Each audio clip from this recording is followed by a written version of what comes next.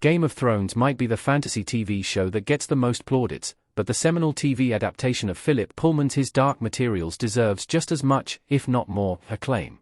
The show slipped under the radar for many fantasy fans since its initial release in 2019, but it's a worthwhile discovery for current subscribers to HBO Max.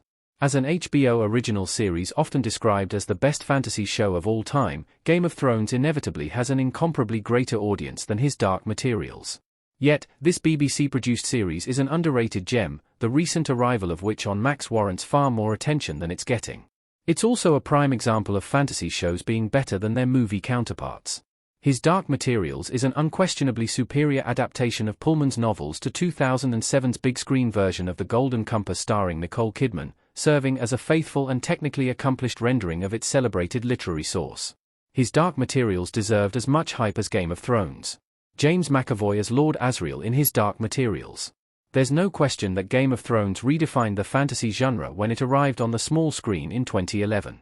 The show even outgrew the wildly popular fantasy novels by George R.R. Martin on which it was based, proving to be one of the most successful TV adaptations in history. But His Dark Materials ought to have experienced similar levels of anticipation prior to its release, given that the show was adapted from one of the most popular fantasy novel series of all time. What's more, it featured Daphne Keane, James McAvoy and Ruth Wilson at the head of an all-star cast. The adaptation didn't disappoint, either, doing justice to its source material as a compelling work of visual storytelling that only gets stronger with each season.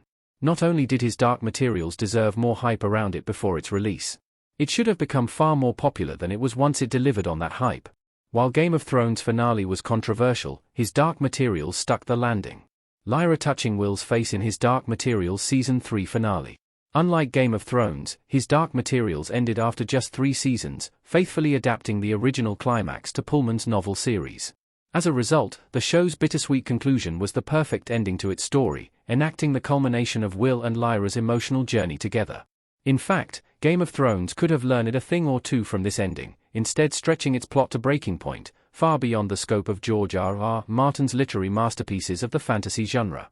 Conversely, His Dark Materials went out on a high, with its finale perhaps the strongest episode of the entire series.